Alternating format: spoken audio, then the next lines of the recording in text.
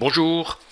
Alors, dans cette vidéo qui va être, je pense, relativement courte, je vais vous montrer comment ajouter des outils, ou si vous préférez des fraises euh, ou des mèches, etc., à la partie CAM, c'est-à-dire FAO, fabrication assistée par ordinateur, de Fusion 360. Aussi bizarre que ça puisse paraître, je fais ça parce que je vais utiliser ces outils, enfin au moins un de ces outils, dans une autre vidéo à venir destinée à l'impression 3D. Et on est bien dans la partie cam, il n'y a pas d'erreur. Vous comprendrez plus tard. Donc, la première chose à faire, alors je peux ajouter des outils de différentes façons, je peux partir de zéro, le dessiner, etc. Mais c'est quand même plus pratique, de mon point de vue, d'importer des outils existants et éventuellement de les modifier. Tout ce qui existe là-dedans, c'est des outils, j'allais dire, classiques dans l'ensemble, c'est-à-dire soit des fraises de différentes sortes, soit des mèches pour percer des trous ou des outils pour faire du tournage. Mais ce que je veux, c'est en fait graver. Et j'ai pas vraiment trouvé d'outils à graver dans ces outils existants. Il y en a qu'on peut transformer pour dire que c'est de la gravure, mais bon, je veux en profiter pour vous montrer comment augmenter cette librairie d'outils en téléchargeant ce qui existe chez différents fabricants ou personnes qui ont mis à disposition des librairies pour Fusion 360. Alors, la première chose à faire, c'est d'aller bien vérifier dans vos préférences que dans CAM, ici, on a coché la case Enable Cloud Libraries. C'est-à-dire qu'on active des librairies cloud. Parce que c'est ce dont je vais me servir. Je préfère importer des librairies d'outils ou des catalogues d'outils qui soient stockés dans le cloud plutôt que sur ma machine. Et je ne mettrai sur ma machine que ce dont je veux actuellement me servir. Donc la première chose, c'est de valider ça. La deuxième chose, c'est d'aller dans votre panneau de contrôle, panneau de données, pardon, et de faire défiler vers le bas jusqu'à ce qu'on trouve Assets. Et dans Assets, on va aller sélectionner Cam Tools. Bon, là, il n'y a rien. C'est normal. On n'a encore rien mis. Et Upload. Donc, on va envoyer dans le cloud des fichiers exactement comme on peut envoyer un fichier 3D, STEP par exemple, dans le cloud pour l'utiliser dans Fusion. Alors, maintenant, les fichiers eux-mêmes. Ben, recherche Google. C'est encore ce qu'il y a de mieux. Fusion 360 Engraving Tool Library. Bon, on trouve un certain nombre de choses. Il y a notamment un fabricant qui s'appelle Bantam qui a fait une librairie pour Fusion 360. Cette librairie ne fait pas partie, si je cancelle ça et que je vais regarder, que je vais dans Tool Library, Vendor, on voit que Bantam n'en fait pas partie. Mais on peut aller chercher leurs outils pour les ajouter. Alors ça m'intéresse parce que j'ai vu que dans leur liste d'outils, il y a une mèche à graver. Bon, c'est une petite dimension et c'est en impérial, mais rien ne nous empêche de convertir ça en métrique et de l'agrandir pour en faire ce qu'on veut. Alors, la première chose à faire,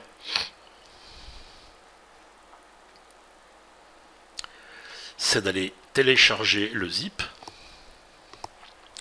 Alors évidemment, ça va se mettre ailleurs. Donc on va se récupérer Mental Tool Library 03 zip. On va aller mettre ça dans... Oh, il y a un problème de lecteur là. Bon, on va pas s'embêter, on va le mettre dans document, même si c'est pas là que ça devrait être. On l'enregistre. On vient sur donc le fichier téléchargé. On l'extrait alors vers Bantam Tools Library.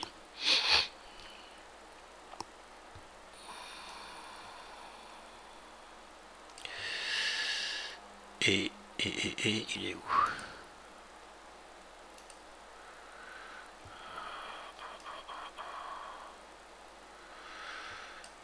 Bantam Tool Library, il est là. Et on a un fichier JSON ici. Et donc ce fichier JSON, alors attendez, on va aller récupérer notre fusion quelque part derrière. Notre fusion, il est là. Ça, on va le réduire parce qu'on voit rien.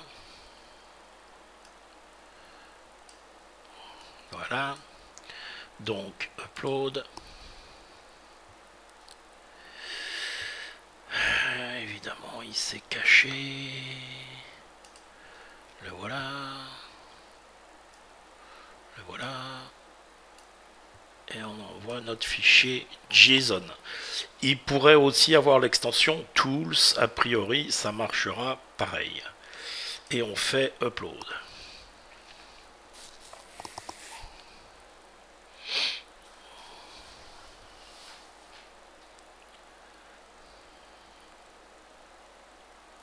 Voilà, là il me dit que c'est fini. Donc normalement maintenant je peux aller dans ma librairie d'outils. Je vais sur le cloud et je vois Other 1000 Tool qui est le nom de ce que je viens d'envoyer. Et donc j'ai quelque part Flattened Chamfer 1000 80 degrés Engraving Bits. C'est ce qui m'intéresse. Je fais Edit Tool. Alors 80 degrés. Alors ok, on va venir faire ça.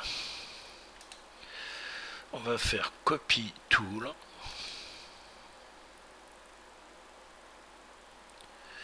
Alors où est-ce qu'il me l'a mis? Paste Tool.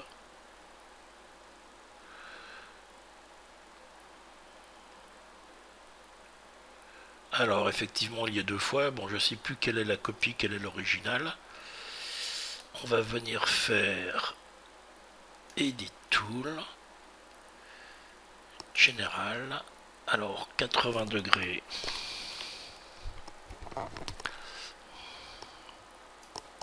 On va le mettre en français, comme ça on saura ce que c'est.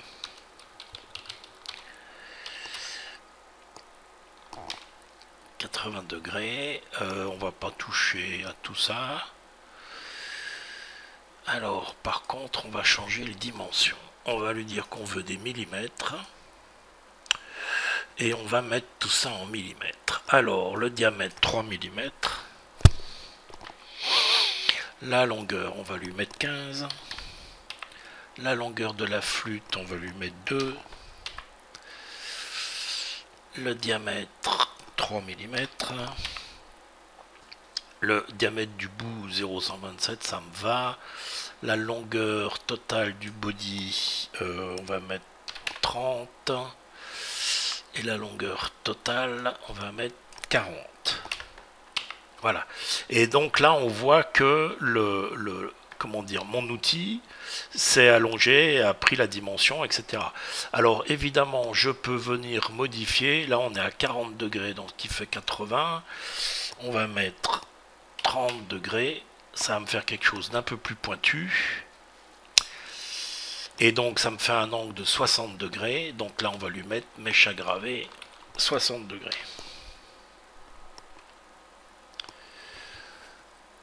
Ok. Et cet outil, je vais aller le copier. Alors attends que je me trompe pas, je le copie. Je vais dans ma librairie et je fais paste. Donc là, cet outil-là, je l'ai en local dans ma librairie. J'ai pas besoin d'aller sur le cloud pour m'en servir. Sur le cloud, il y a tout ce que j'ai envoyé, hein, tout ça.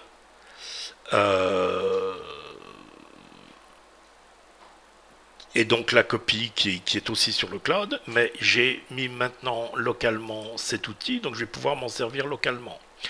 Alors, je vais fermer ça. Il y en a d'autres, en cherchant sur, donc avec Google.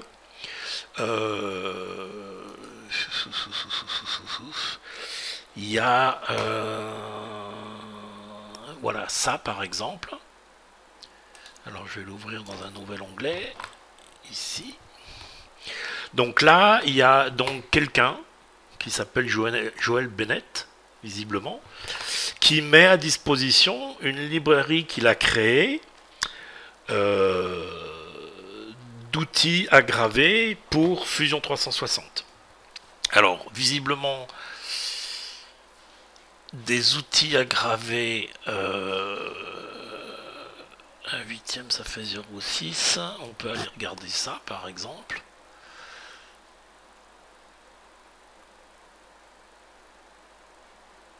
Alors ça c'est vendu, mais où est le truc pour... Attends. Alors quarter inch, ça veut dire a priori 6 mm, donc c'est la taille de la queue. Alors, all indentable bits library containing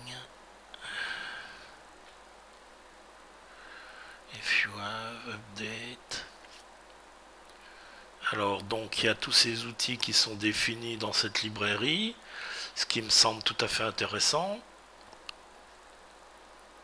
Par contre, où est-ce qu'elle... Je vois pas où est-ce qu'on télécharge.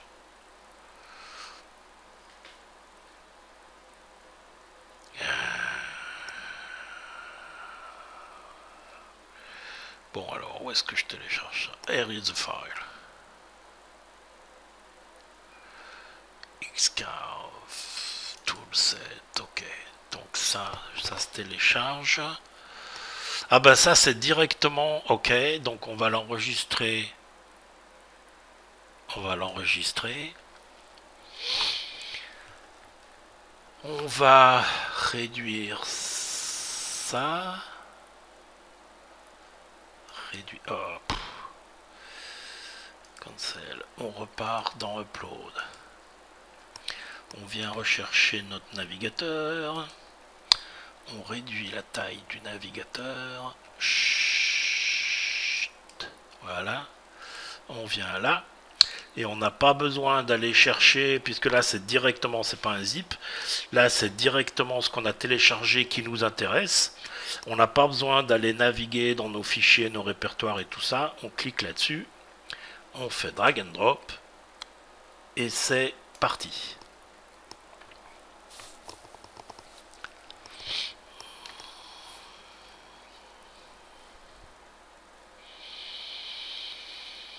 Voilà, on peut faire close. On vient dans notre outil de la librairie. On vient sur le cloud et on a tous nos outils. Ici, flat, spot drill, ball, spot drill, flat, fishtail. Alors ça c'est peut-être bien des choses qui sont intéressantes. On va regarder ça.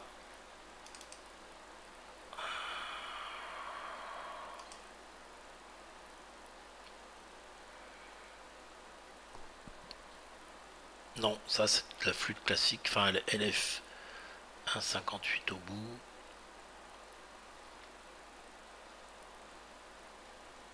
Non, ça c'est pas vraiment ce qui m'intéresse.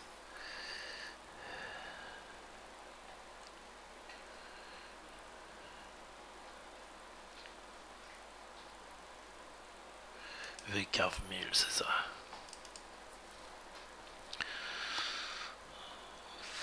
C'est marqué comme spot drill alors que c'est pas le cas puisque c'est un... Ça devrait pas être marqué comme spot drill ça.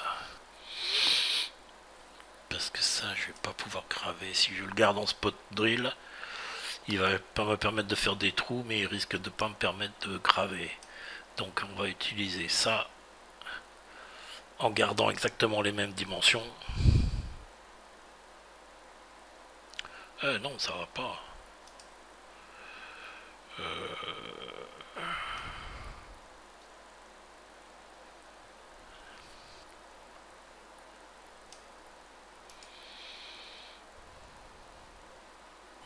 Bon, pas sûr qu'on puisse s'en servir dans ce que je veux.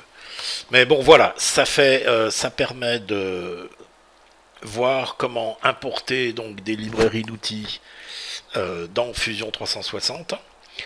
Bon, là, elles sont pas cochées, donc si je fais all, je vais pas les voir. Il faudrait que je les coche et je vais les voir dans tout. Mais a priori, si je suis vraiment intéressé, ils sont marqués en spot drill. Ça m'embête.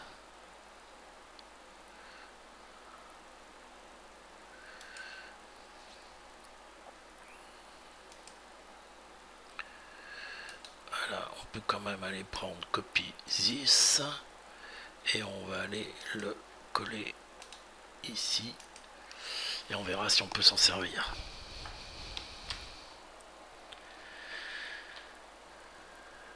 Ok.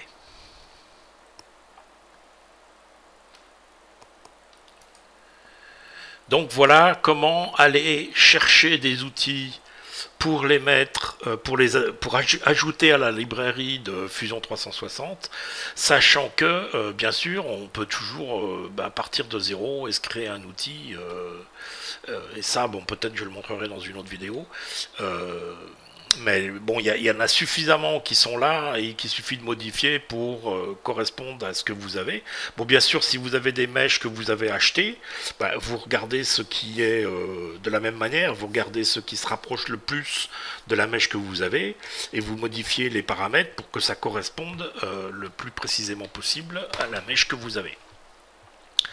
Voilà, donc la suite au prochain numéro. Merci de votre attention, j'espère que ça vous aide. À ma connaissance, que ce soit en français ou en anglais, je crois qu'il n'y a jamais eu de vidéo faite là-dessus. Sur la manière d'ajouter des outils dans la librairie donc de Fusion 360, de la FAO, CAM de Fusion 360.